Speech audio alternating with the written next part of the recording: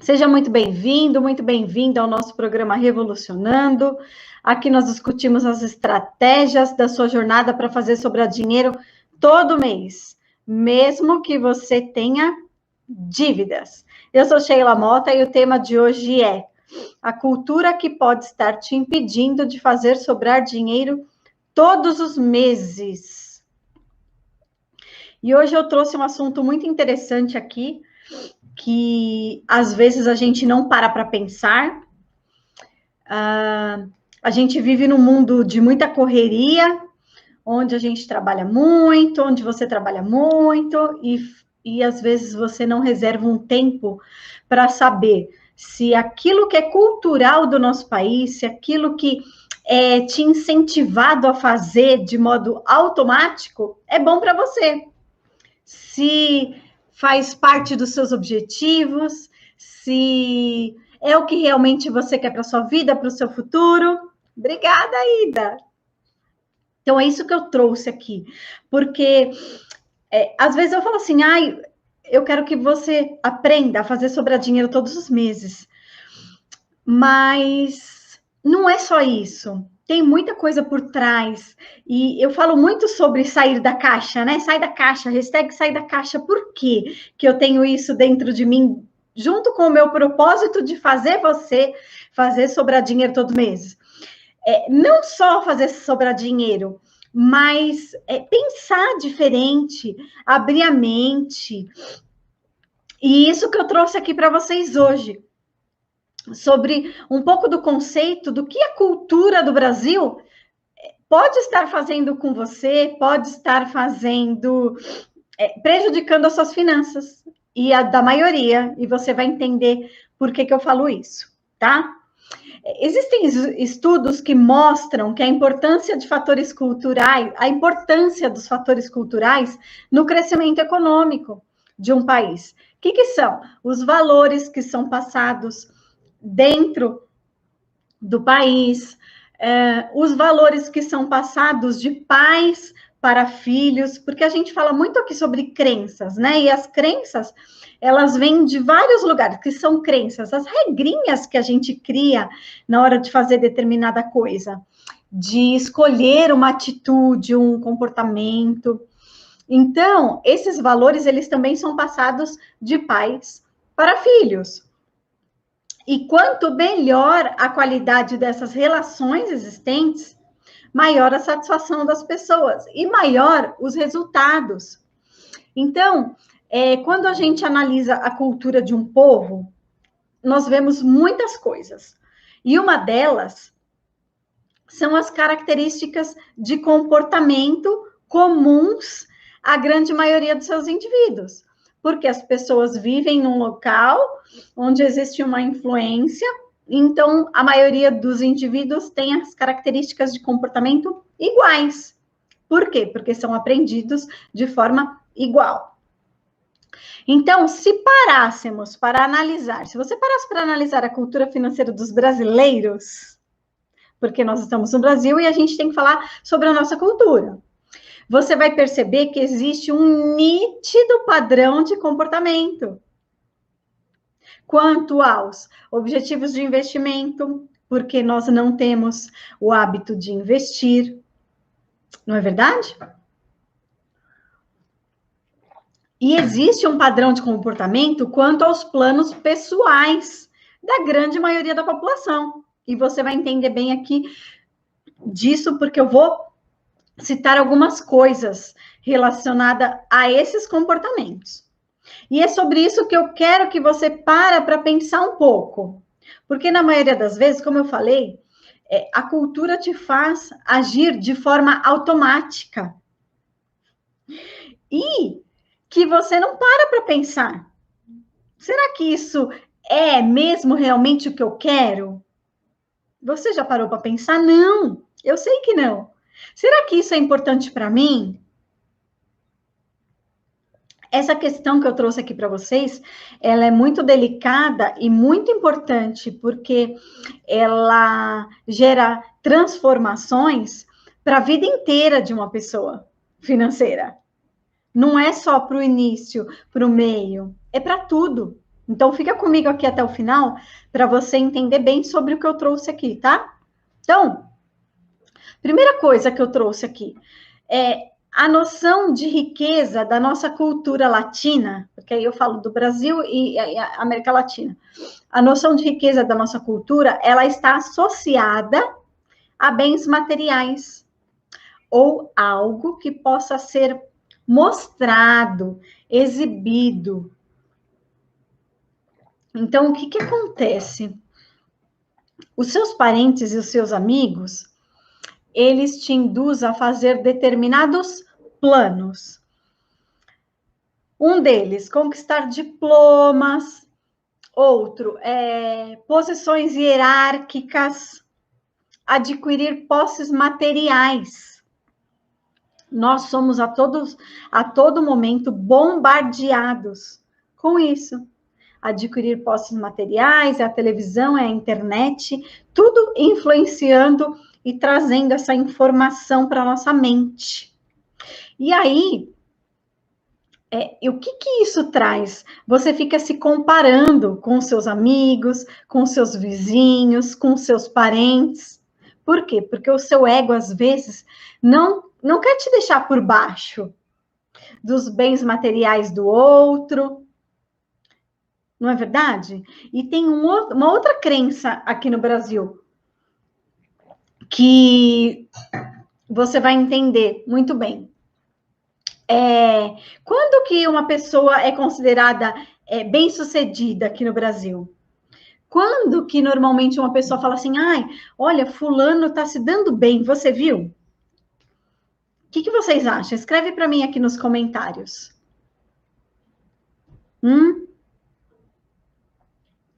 Ó, eu vi que o pessoal está mandando mensagem no YouTube e no Facebook, tá? Eu não consigo visualizar as 3 redes. Então, quem tiver alguma dúvida, alguma coisa que queira perguntar, migra aqui para o Instagram, tá bom? Che.mota. Che.mota com 2 T's. Que aí aqui eu consigo visualizar todas as perguntas, ok? Então, voltando. O que vocês acham? Como que essa pessoa precisa estar para uma pessoa chegar em você e falar: olha, você viu fulano? Está se dando bem. Você viu como ele está bem sucedido? Está ficando rico, isso? Então. Mas como que as pessoas enxergam uma pessoa que está ficando rica? Ou que está bem sucedida? O que ela precisa apresentar para a sociedade para falar isso? Para falar, olha, eu estou me dando bem. Então, vamos supor a Sheila. Para vocês verem a Sheila como uma pessoa bem-sucedida, na maioria das vezes, tudo existe exceção. Como que vocês precisam ver a Sheila? O que a Sheila tem que ter para mostrar que está bem-sucedida? Então, vou dar um exemplo. Qual que é o carro que a Sheila anda? Qual que é a casa que a Sheila mora? Bens materiais, isso mesmo. Então, nós vivemos numa cultura que associa as pessoas bem-sucedidas aos bens materiais. Então, isso faz com que você aprenda a ter bens materiais desde o início, desde a adolescência. Eu vou falar um pouquinho sobre isso aqui. E isso pode estar atrapalhando você a ter um futuro com dignidade, a fazer você sobrar dinheiro todos os meses, ok? Então, vamos lá. Qual que é o carro que a Sheila tem, a casa que ela mora? E eu vou falar uma coisa aqui para vocês. Eu passei por isso. Eu conto que eu fiz 2 loucuras na minha vida que me fizeram alavancar as minhas finanças, certo? Tem um conteúdo que fala sobre isso, eu não vou entrar muito em detalhe aqui. Mas uma delas foi que eu resolvi voltar 10 passos para trás, que eu saí de um apartamento gigante, muito bonito, que eu vendi todos os carros, que na época eu tinha 2 carros zero, e eu vendi os carros zero, e eu mudei de apartamento, morava num apartamento muito bonito, com um padrão mais alto, e aí eu fiz isso como estratégia financeira. E aí, o que chegou nos ouvidos da Sheila? Olha só como a sociedade, a cultura aqui no Brasil é. Chegou nos meus ouvidos assim: nossa, você viu? Ela vendeu os 2 carros bonitos, zero, e comprou um carro básico, 1.000. Nossa, você viu? Ela saiu daquele apartamento lindo, chique, e foi morar num apartamento metade do tamanho. Ela faliu. Nossa, eles devem estar passando por muitas dificuldades. Foi o que eu acabei de falar aqui para vocês agora. E eu posso contar um segredo para vocês? Quando eu fiz essa minha segunda loucura, que eu falo que é uma loucura, porque não é todo mundo que tem coragem de fazer. Dá até 10 passos para trás para alavancar, para tomar impulso, né? Porque eu estava fazendo tudo errado. Eu estava tendo um custo elevadíssimo que eu não precisaria ter naquele momento. E quando eu entendi isso, eu recuei. E aí, eu vou contar um segredo. As pessoas falavam que a gente estava falindo, que estava com problema financeiro, e muito pelo contrário. Nessa época, quando eu fiz isso, eu comprei 3 imóveis por causa desse meu recuo. Então, eu estava num momento maravilhoso financeiro da minha vida. Eu só fiz isso por estratégia financeira. E por que eu estou contando isso para vocês? Para vocês verem como as pessoas enxergam aqui na nossa cultura as pessoas bem-sucedidas pelos bens materiais que elas têm. E às vezes você acaba se enganando, assim como se enganaram comigo. Uma outra coisa que aconteceu, que uma vez uma amiga minha veio me falar. Nessa época que eu fiz essa regressão, e que eu entendi, eu me profissionalizei, eu estudei, e aí virou a chavinha, que é o que eu falo aqui para vocês. Virou a chavinha, você vai transformar a sua vida, porque você vai ter atitudes diferentes, ok? E aí chegou, uma vez uma amiga minha me falou assim, a fulana falou assim para mim, será que esse negócio da Sheila tá dando certo? Porque na época eu estava com um negócio novo, e eu até tinha convidado essa pessoa para trabalhar comigo, e aí a pessoa me falou, será que esse negócio que a Sheila está fazendo está dando certo? Porque você viu, ela está com um carro popular, nossa, e já tem anos que ela anda com esse carro popular. Olha só o pensamento das pessoas. O que a cultura faz com a gente? E a pessoa não fez por mal, eu tenho certeza. Eu não fiquei triste, eu não fiquei com raiva. Não tem problema. Isso é o sistema que faz com as pessoas. A cultura, são as crenças que a gente aprende ao longo da nossa vida, ok? E aí, olha o que eu trouxe aqui para vocês. Eu quero falar um pouco sobre o início das finanças, relacionadas à nossa cultura aqui. Então, quando que uma pessoa inicia as finanças, a vida financeira dela aqui? Quando ela é jovem, aí ou ela entra na faculdade, ou ela arruma o primeiro emprego, não é verdade? E aí passa alguns meses, começa a existir uma obsessão pela conquista de certos bens, e que às vezes seus amigos já têm, né? Você não, porque talvez você já não tenha mais essa idade de início de vida financeira, mas pode ser que você tenha passado por isso, porque eu passei. E aí eu não estou falando de bens, de roupa de marca, de celular, não é isso. Eu estou falando sobre o item que aparece no topo da relação patrimonial de todo jovem. O que é? Vocês sabem? Coloca aqui para mim nos comentários. E isso também esteve nos meus sonhos. Vou contar um pouquinho. É o carro.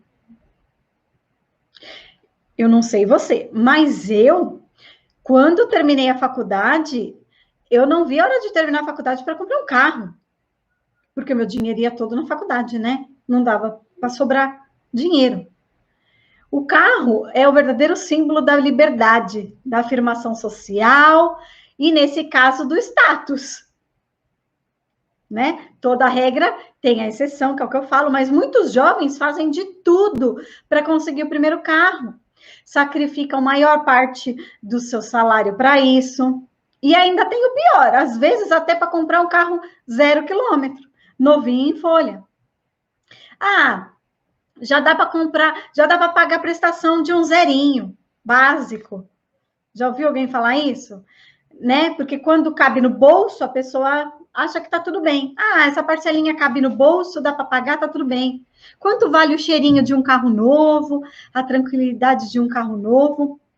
Eu comprei, assim que eu saí da faculdade, eu comprei meu primeiro carro. Eu tinha 23 anos quando isso aconteceu. Mas eu paguei à vista.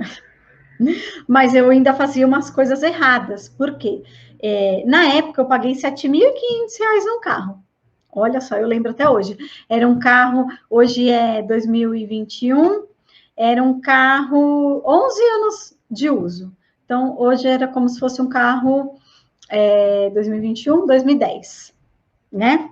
Eu paguei à vista, mas, gente, eu usava quase 30% do meu salário, 25% do meu salário para pagar o seguro do carro. Eu comprei um carro de R$7.500 e o seguro na época era mais de R$2.000 por ano. Olha só a cabeça. Mas a gente não tem experiência, né? Então, quanto que vale essa tranquilidade, né? De entrar numa dívida. E eu não estou aqui para te dizer que você não deve comprar um carro ou que você não deve comprar um carro zero, ok? Sai da caixa, não é isso, tá? Eu quero que você saiba analisar, eu quero que você saiba ter clareza se é o momento de fazer isso, porque às vezes, gente, às vezes você tem um carro, tem uma casa e não te sobra dinheiro para comprar uma pizza. Essa é a vida que você quer para você? Será?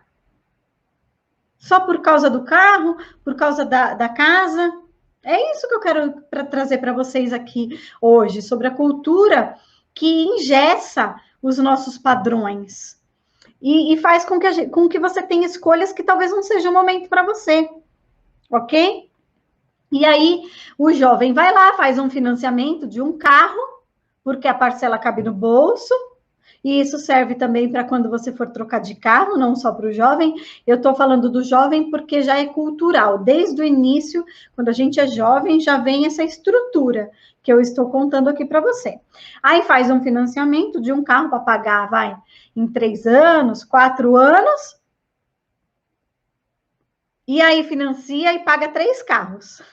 Em vez de pagar um, paga 3.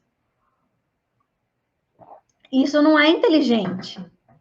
Quanto tempo, como você trabalha? Você trabalha 30 dias, pega transporte, pega trânsito para rasgar seu dinheiro dessa forma.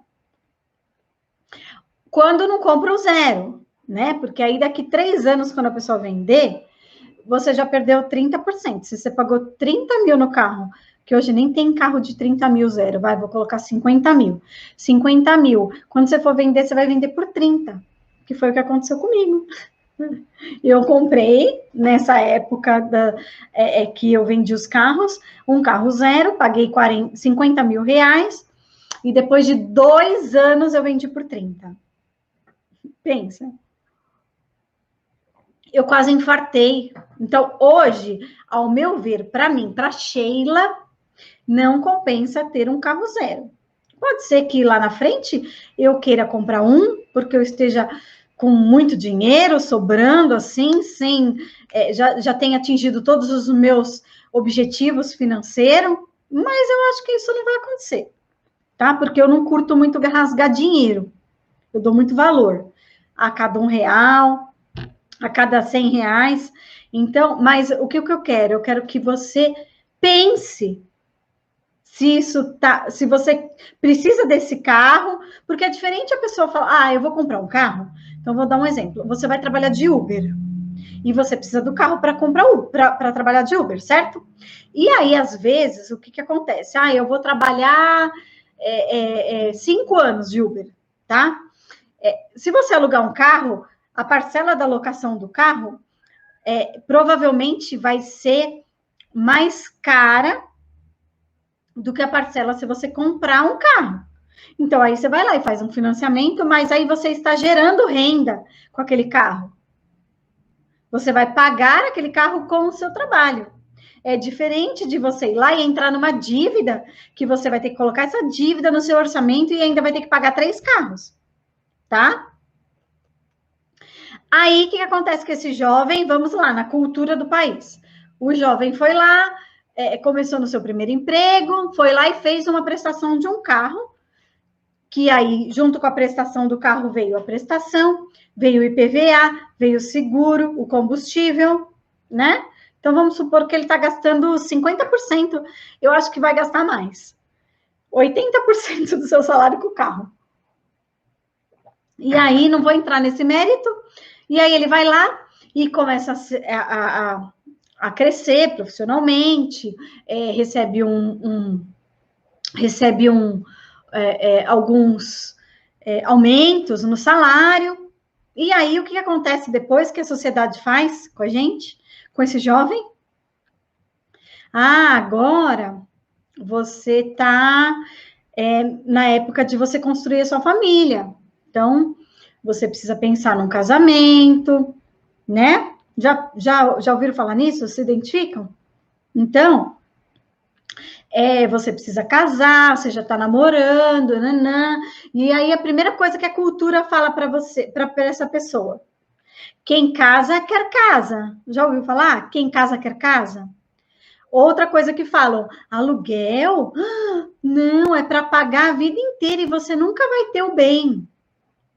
Outra coisa que falam: pelo menos se você perder emprego, você vai ter onde morar. Será que vai ter onde morar? Porque se você não pagar o financiamento, o banco toma de você. E aí o que acontece com essa pessoa? Ela tem uma parcela de um carro, porque aí ela já trocou de carro de novo, e aí ela entra num financiamento de um imóvel e acrescenta mais uma dívida para o controle financeiro dela de 30 anos no orçamento. Será que é o momento de fazer isso? E aí eu te falo, você compra um apartamento e paga 3 apartamentos. A mesma coisa que acontece com o carro, o financiamento, acontece com o imóvel. Você vê como a cultura, a nossa sociedade impõe o consumismo, o bem material. Primeiro é o carro, depois vem a casa, aí depois tem que comprar a casa na praia, aí depois é a chácara. É tudo envolvido a bens materiais. E será que esse é o momento de você fazer isso? Como que você vai fazer sobrar dinheiro com tantas dívidas? É a famosa corrida dos ratos. Você trabalha, ganha 1.000. Aí você vai lá e gasta 1.000. Aí você vai lá e aumenta o seu salário para 1.500. Aí você vai lá e fala: nossa, tenho R$ 500 a mais. O que eu vou fazer? Aí você vai lá e troca de carro e encaixa esses R$ 500 na dívida. Aí você vai lá e ganha 2, 3, 4, 5, e você só vai aumentando o seu padrão, aumentando as dívidas e não sai dessa corrida dos ratos. Não constrói patrimônio, não constrói um futuro. E aí, o que acontece? Passamos pela juventude, aí depois compra a casa própria, e aí chega no final da vida, né? Porque todo mundo chega. Quem não chega é porque morreu. Aí chega no final da vida, quantas pessoas passam por dificuldade ao final da vida? Que tem uma casa, tem um carro, e aí tem uma aposentadoria que mal dá para comprar o alimento, o remédio e pagar o seguro, o convênio médico.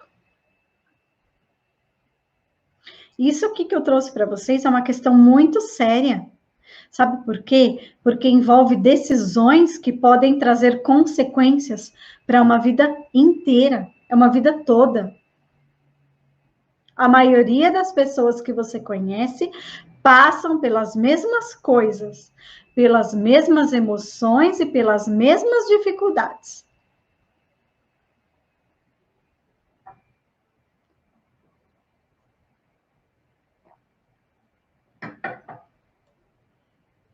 E aí isso vai acontecendo de geração para geração. Por isso que eu trago aqui para você, sai da caixa, para de seguir a manada. O que é a manada? É todo mundo, é a maioria. E você, por que você acha que 90% do dinheiro do mundo está nas mãos de 10% das pessoas? Porque 90% das pessoas possuem um tipo de pensamento, um tipo de atitude, um tipo de comportamento. E os outros 10% possuem outro tipo de pensamento, outro tipo de atitude, outro tipo de comportamento, diferente das pessoas que estão nesse grupo dos 90%. É fato. E eu, mais uma vez, não estou aqui para te dizer o que é certo, o que é errado. Eu estou aqui para te trazer clareza do que é bom para a sua vida.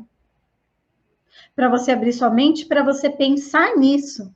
Eu não quero que você somente faça o seu dinheiro sobrar. Eu quero que você tenha clareza de como você vai fazer o seu dinheiro sobrar. O que está te impedindo de fazer o seu dinheiro sobrar? Como? O que? Por que você vai fazer o dinheiro sobrar? Quais as suas prioridades? Quais são os princípios e valores? O que você precisa quebrar de padrão que não está te servindo mais?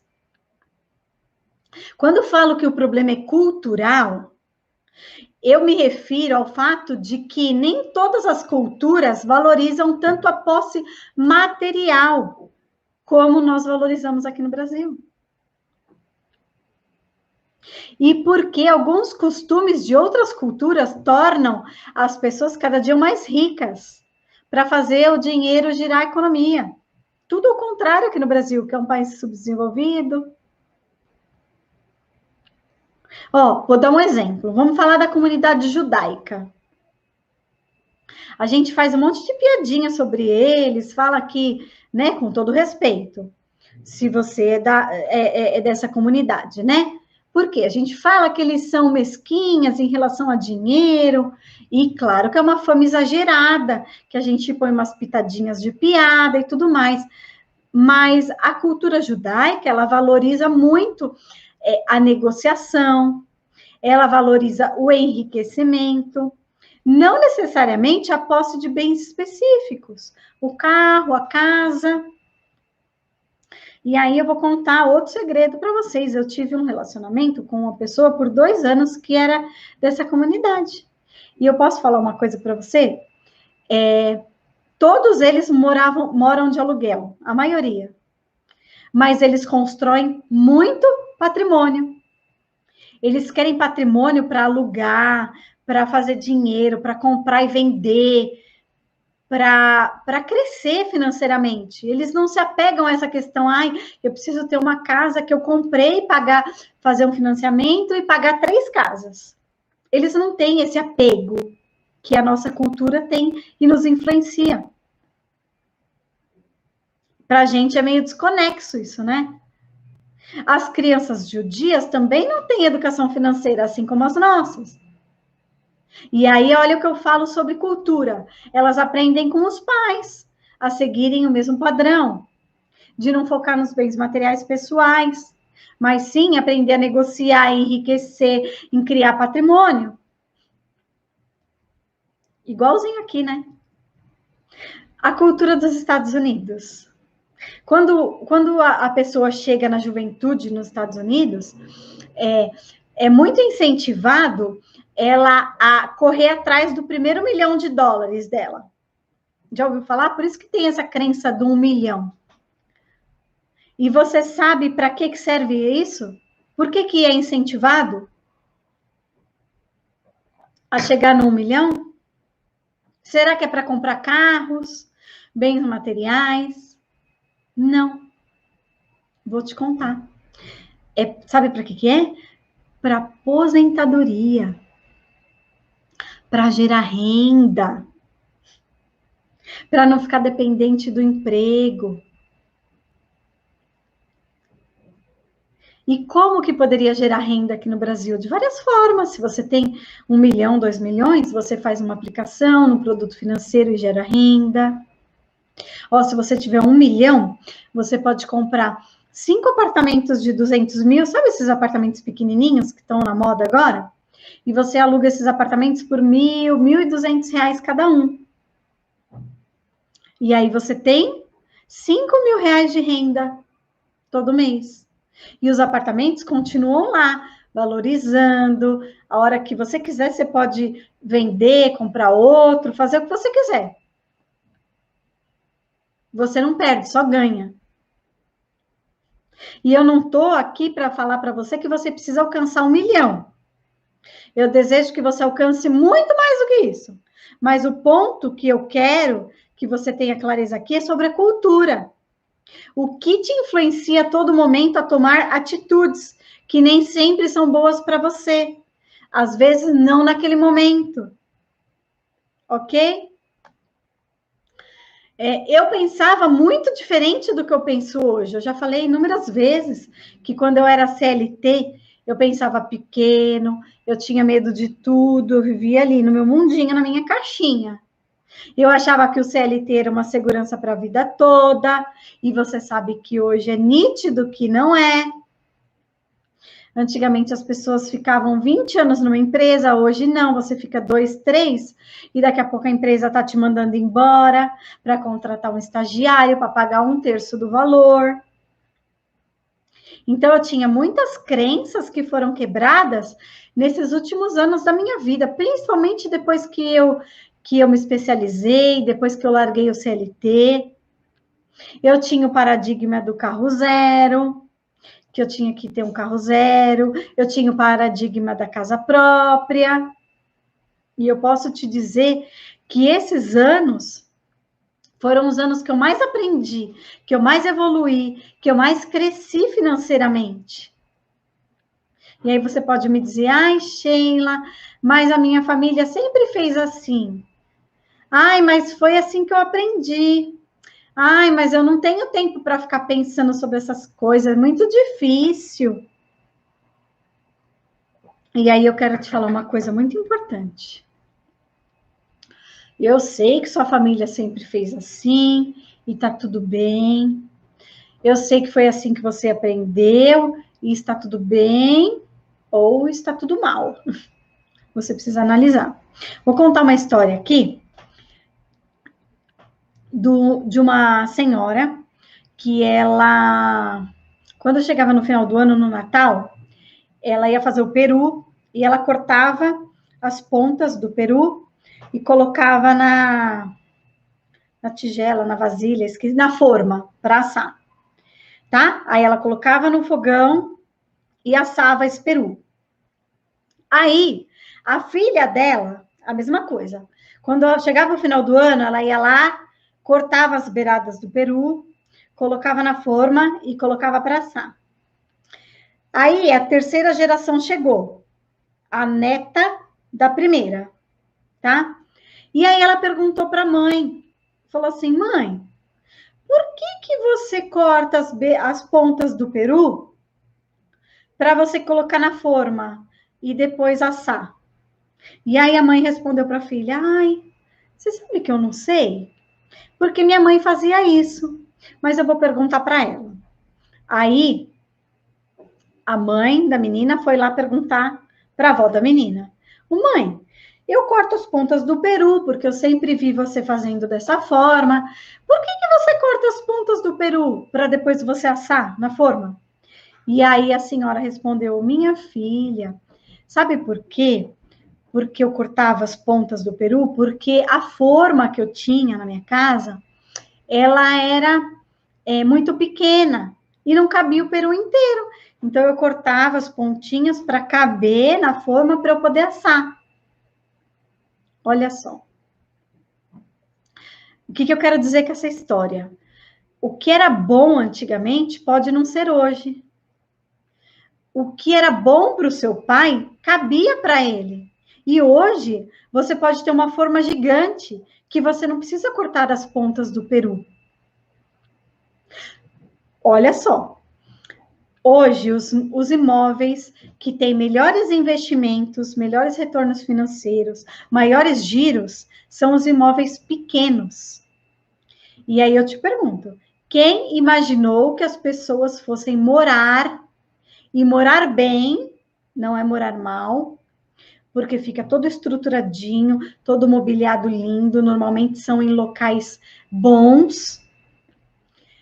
Quem imaginou que as pessoas fossem morar bem em um apartamento de 30 metros quadrados?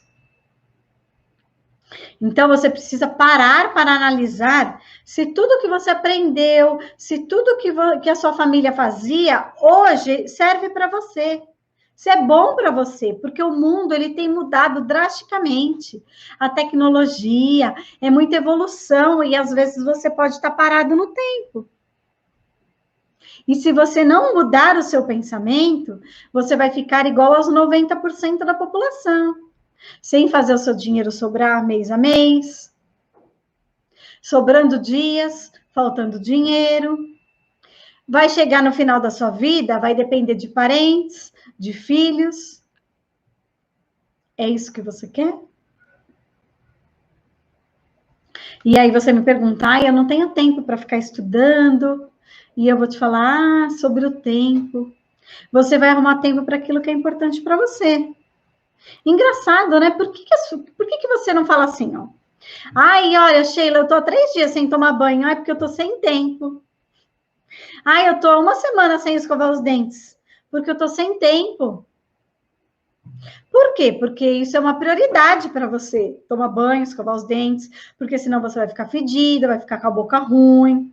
As pessoas não vão querer ficar perto de você. Então, isso é uma prioridade, não é? Por mais que o seu dia é corrido, você toma banho, às vezes de manhã e à noite, 2 banhos, escova os dentes toda vez que come. Então, você precisa arrumar um tempo para você cuidar das suas finanças, para você estudar. Você vai arrumar tempo para cuidar e estudar das suas finanças. Quando? Quando você cair na real que isso é importante e muito para a sua vida.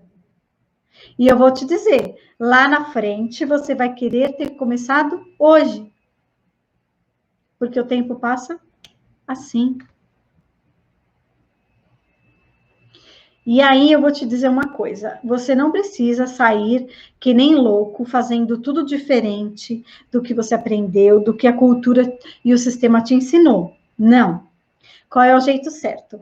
Você vai estar aqui aprendendo, parabéns por você estar aqui assistindo esse conteúdo, você vai estudando, vai abrindo a sua mente aos poucos, vai entendendo. O conhecimento vai fazer com que você tome atitudes mais certeiras, com mais segurança.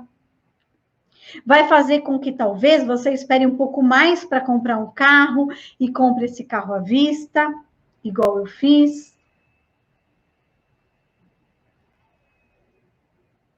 Tá bem? Então, não sai desesperadamente fazendo coisas que você simplesmente ouviu eu falar e que você ainda não tenha consciência. Não é isso que eu quero. Eu quero que você aprenda a ter consciência, que você tenha consumo, que você tenha atitudes conscientes daquilo que é bom para você, para a sua vida. E aí, o que você tem que ver no geral? É bom para hoje e para o futuro. É o que eu falo, as finanças que eu trago aqui para você é o seu bem-estar atual e o bem-estar futuro. Não adianta só ter bem-estar agora, comprar tudo agora, viver tudo agora e no futuro não ter nada. O contrário também não. Não adianta você deixar de fazer tudo agora só para guardar dinheiro, não faz nada, não sai, não compra nada, vive uma vida ruim, porque o processo tem que ser saudável, tem que ser gostoso, para no final da vida você ter uma vida rica. Não é isso. É os dois. É o hoje e o amanhã. Ok?